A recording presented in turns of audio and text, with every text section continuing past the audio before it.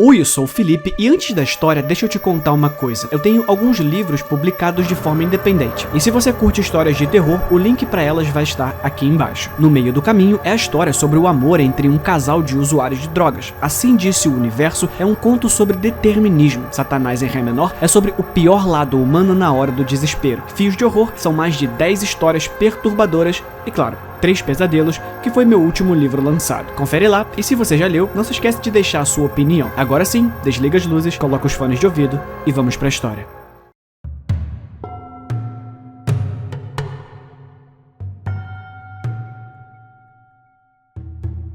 Enquanto eu crescia, pensei que todo mundo tinha uma segunda família no porão. Em retrospecto, eu entendo o quão ridículo isso parece, mas era tudo o que eu conhecia. Eu sabia que todas as noites meu pai cobria as sobras do jantar com um papel alumínio, levantava-se sem dizer uma palavra e levava o prato para o porão. Eu ouvia do meu quarto enquanto ele descia os degraus rangentes e prendia a respiração para ouvir os murmúrios abafados de sua saudação. Eu sabia que todas as manhãs ele desceria as escadas para se despedir de sua segunda família antes do trabalho. Depois, me beijaria no topo da cabeça e bagunçaria meu cabelo enquanto saía. Eu sabia que todo Natal ele trazia um saco de pacotes bem embrulhados para baixo, vestido de Papai Noel. Eu sabia que meu pai tinha uma segunda família no porão e parecia tão normal que pensei que todo mundo também tivesse. Nunca esquecerei a primeira vez que perguntei à minha mãe sobre eles. Eu era jovem, talvez 5 anos, quando finalmente encontrei palavras para perguntar: Mamãe, por que eu não posso brincar com as pessoas no porão? Minha mãe era a personificação humana da energia frenética, uma máquina orgânica de movimento perpétuo, sempre andando de um lado para o outro, limpando ou mexendo uma panela, sempre com um cigarro aceso enfiado entre os dedos amarelados. Jamais esquecerei que, enquanto aquela pergunta pairava no ar, ela finalmente parou pela primeira vez. Sua quietude era perturbadora de uma forma que não consigo explicar. Não falamos sobre eles. Ela se apressou, perseguindo a declaração apressada com uma longa tragada no cigarro. Ela soprou uma nuvem de fumaça pela janela aberta antes de se inclinar para me encontrar na altura do rosto, seus olhos injetados a poucos centímetros dos meus. Você não precisa brincar com as crianças, mas as crianças precisam do papai. Ela fez uma pausa novamente, a imagem assustadora dela paralisada, gravando-se em minha mente permanentemente. Enfim, ela murmurou: E o papai também precisa deles. Naquela noite, ouvi minha mãe gritando com meu pai no quarto deles. Fiquei surpreso por eles não saberem que eu sabia, e mais chocado, até assustado, ao descobrir que eles não queriam que eu soubesse. Acima de tudo, eles não queriam que eu contasse a ninguém na escola. A ninguém em geral, na verdade. Depois daquela noite, tudo foi diferente. Meu pai só guardava as sobras depois do jantar, só levava comida para baixo depois que eu ia para a cama. Ele parou completamente de visitá-los pela manhã. Minha mãe também começou a agir de forma diferente. Sempre percebi que ela estava distante do meu pai. Sempre notei como ela se irritava sob o toque dele, como ela se esgueirava para o outro lado da sala sempre que ele entrava. Mas, depois disso, tudo piorou. Quando criança, eu me sentia profundamente culpado. Eu senti como se tivesse arruinado o casamento dos meus pais. Mas eu era apenas uma criança e estava curioso. Minha mãe queria me dissuadir de fazer mais perguntas, mas acidentalmente revelou algo que me deixou ainda mais curioso. A família do andar de baixo tinha filhos. Talvez crianças da minha idade para brincar. Eu precisava saber sobre eles, da mesma forma que as crianças precisam entender toda a estranheza desse mundo caótico, precisam dar sentidos ao absurdo que nos rodeia diariamente, às bobagens com as quais nos acostumamos quando adultos, mas com as quais lutamos incessantemente quando crianças, como um quebra-cabeça, uma charada ou um problema de palavras em uma prova de matemática sobre a compra de 80 melancias. Outra mudança depois daquela noite crítica. A porta do porão foi equipada com uma fechadura resistente. Mesmo assim, eu precisava saber. Há algo terrível em descobrir que uma segunda família no porão é anormal. Algo ainda mais horrível em não saber quem ou por quê. Quando eu tinha 7 anos, decidi ir ao fundo da questão. Para evitar problemas, eu só poderia investigar quando 3 condições fossem atendidas. Eu estava em casa, vindo da escola, meu pai ainda estava no trabalho e minha mãe não estava por perto para me pegar. Essas circunstâncias raramente se sobrepunham, mas a primeira vez que voltei da escola para casa e descobri que o carro do meu pai não estava na garagem e que o movimento interminável da minha mãe a levou à exaustão, tirei os sapatos e rastejei até a porta do porão, quieto em meus pés com meias. E então eu bati. Foi uma batida silenciosa, com medo de acordar a minha mãe do cochilo, mas mesmo assim foi uma batida. Foi mais do que apenas uma batida, foi uma iniciação, um convite, um confronto com o maior e mais assustador mistério da minha vida. Eu pulei quando uma batida suave voltou do outro lado. Foi quase imediato, como se a pessoa do outro lado estivesse esperando por mim. O pensamento me congelou no lugar por um momento, mas eu sabia que não tinha tempo a perder. De repente, minha boca parecia feita de lixa e giz, mas me inclinei na porta para sussurrar um "Oi". "Oi".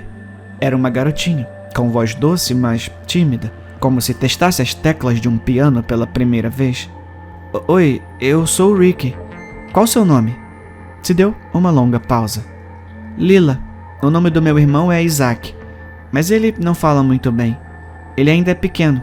A mamãe disse que ele vai começar a falar quando estiver pronto." "Tem 3 de vocês aí embaixo?" "Aham." Ela respondeu, simplesmente, como se toda a situação parecesse totalmente normal para ela, assim como era para mim no lado oposto da porta do porão.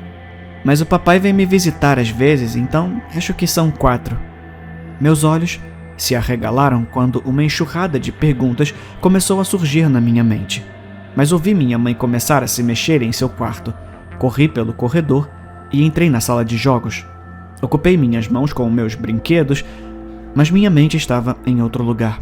Os montes de perguntas continuaram a crescer rapidamente, logo tomando conta de meus pensamentos como um canteiro rebelde de ervas daninhas. E como ervas daninhas, as perguntas eram teimosas, difíceis, ou melhor, impossíveis de se livrar. As raízes da situação e suas implicações se desvendaram, estendendo-se por todo o meu corpo. O medo se plantou firmemente em minha barriga quando fui forçado a enfrentar a possibilidade de não conhecer realmente o meu pai, de não conhecer realmente a minha própria família. Se meu pai também era pai de Lila, isso significava o que para mim, para minha família? E por que ela não teve permissão para sair do porão? Nos anos seguintes, escapei furtivamente até a porta do porão naqueles raros momentos de liberdade. Conheci Lila. Comecei a gostar dela e, eventualmente, até a amá-la. Ela era minha melhor amiga. Quando criança, eu era muito solitário. Meus colegas se esquivavam de mim por motivos que eu não conseguia entender, como se algo em mim fosse inerentemente repulsivo para os meus colegas. Eu só tinha um amigo na escola, e em casa eu tinha Lila. À medida que conversávamos mais no fluxo interminável de perguntas e respostas amontoadas nos mais breves momentos de tempo, ambos correspondemos às diferenças entre nós, entre as nossas vidas e as nossas circunstâncias. As diferenças que a princípio pareciam tão normais tornaram-se maiores, mais nítidas e mais assustadoras do que qualquer um de nós poderia compreender. A injustiça de tudo isso tornou-se impossível de ignorar. Lila lamentou não ter permissão para ir à escola, não poder sair para brincar, fazer amigos ou andar de bicicleta pela rua sem saída no verão, até que as luzes da rua se acendessem e as cigarras começassem a gritar. Ela até ansiava pelas coisas que eu mais detestava: dever de casa, lavar a louça depois do jantar, arrumar meu quarto todos os domingos de manhã. Ela disse que viveu naquele porão a vida toda e provavelmente até nasceu lá. Ela não conseguia se lembrar de nada diferente antes de ser trancada no quarto frio e mofada. Tenho vergonha de admitir isso, mas, eventualmente, não consegui controlar a culpa que sentia por viver a vida que Lila nunca teve. Nunca poderia ter em minha mente.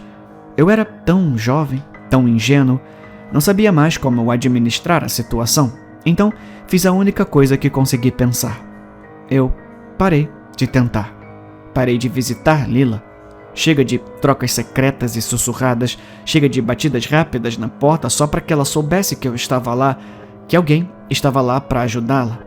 Dias, semanas, meses e anos passaram sem que Lila nunca saísse dos meus pensamentos, mas com sua existência compartimentada, confinado ao porão da minha própria mente.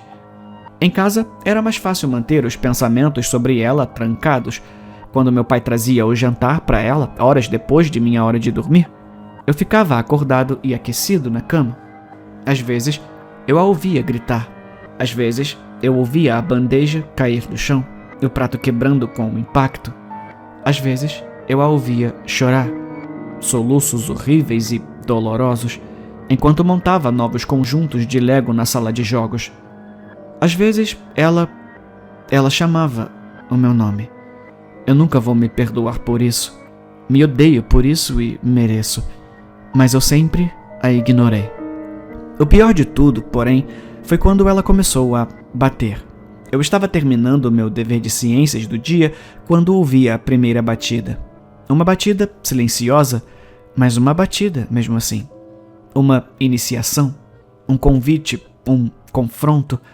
Meu sangue gelou quando percebi de onde vinha aquilo. De quem vinha. Subi na minha bicicleta e só voltei para casa quando o jantar estava na mesa. Naquela noite, ouvi meu pai gritar com Lila pela primeira vez, gritando para ela parar com todas as batidas. Ele cuidava dela, do irmão mais novo e da mãe, e só poderia fazer isso se ela ficasse no porão, se ficasse quieta. Ela não foi persuadida, porém, e suas batidas só ficaram mais frequentes e mais altas. Eu tinha uns 10 anos, então tinha um pouco mais de liberdade, toda a liberdade do mundo, em comparação com Lila. Evitei minha casa a todo custo, só voltando à noite, onde era imediatamente recebido pelas batidas. A essa altura, batia menos e mais empurrava o peso total do seu corpo contra a porta. Minha mãe começou a aspirar a casa obsessivamente só para encobrir o barulho. Ela nem olhava mais nos olhos do meu pai. Imaginei os hematomas florescendo nos olhos de Lila, subindo e descendo por todo o braço. Se isso a machucava, ela não deixou transparecer. Ela não parou. O sono tornou-se uma memória distante, deixando-me atordoado, irritado, confuso e, acima de tudo, aterrorizado. Comecei a aparecer na casa do meu colega de escola, agora meu único amigo, sem avisar, apenas para escapar das batidas de Lila. Seus pais claramente não gostavam de mim e as tensões aumentaram entre nós dois, crianças, chegando a um ponto de ebulição que terminou em uma briga. Eu dei um soco no estômago dele e ele voltou com as palavras que me quebraram. Um golpe muito mais poderoso do que ele poderia desferir, com as pequenas mãos cerradas em punhos. A minha mãe diz que você é um bastardo, que a sua mãe é uma puta. Tive que procurar palavras no meu dicionário quando cheguei em casa. Tive que reunir coragem para, mais uma vez, fazer uma pergunta difícil. Mãe, eu sou um bastardo? Tive que ver minha mãe perder o ímpeto e parar novamente. Eu tive que observar a pouca luz que ela tinha se apagando. Tive que ficar ali, sentado, enquanto ela saía do quarto. Tive que ficar derramando lágrimas quentes enquanto as batidas recomeçavam. Cada forte empurrão contra a porta destruindo minha mente. Um doloroso lembrete de que Lila estava vindo atrás de mim.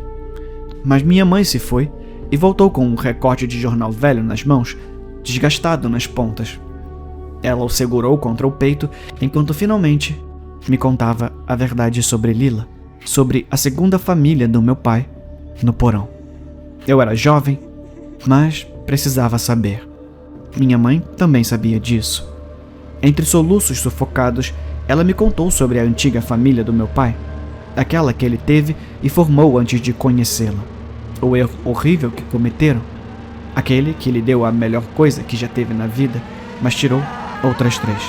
Sobre como a antiga esposa do meu pai já estava patinando em gelo fino, seus gritos de socorro sem resposta, como quando ela descobriu o que minha mãe e meu pai estavam fazendo, o pouco que restava sob ela se despedaçou. Sobre como eles não poderiam saber, mas sobre a culpa que ela carregava de qualquer maneira. Como uma mochila pesada, mãe? Sim, meu amor, como uma mochila pesada, mas uma que não dá pra largar. Que Lila estava morta, e Isaac também. Que a mãe deles tinha feito isso com eles e depois com ela mesma. Meu pai os encontrou no porão quando chegou do trabalho, que ele nunca se perdoou e minha mãe também nunca. Que quando eles reapareceram no porão, como se nada tivesse acontecido, mesmo depois que seus corpos foram levados e enterrados há tantos anos, eles não conseguiam pensar em nada para fazer, a não ser dar-lhes uma vida o mais normal possível. Mais uma pergunta difícil. Mas por que é que eles têm que ficar? Mas por que é que eles têm que ficar no porão? Descobri mais tarde naquela noite, quando meu pai chegou em casa do trabalho e destrancou a porta. Lila saiu das sombras e eu me encolhi instintivamente quando vi seu rosto pela primeira vez. Vi o buraco em seu rosto, onde deveria estar seu olho esquerdo. Isaac era pequeno, como Lila disse, mas o ferimento em sua mandíbula teria tornado quase impossível para ele falar se tivesse a chance de crescer. No começo, fiquei com medo, mas fiz uma cara de corajoso e peguei Lila pela mão. Brinquei com ela e com Isaac pela primeira vez.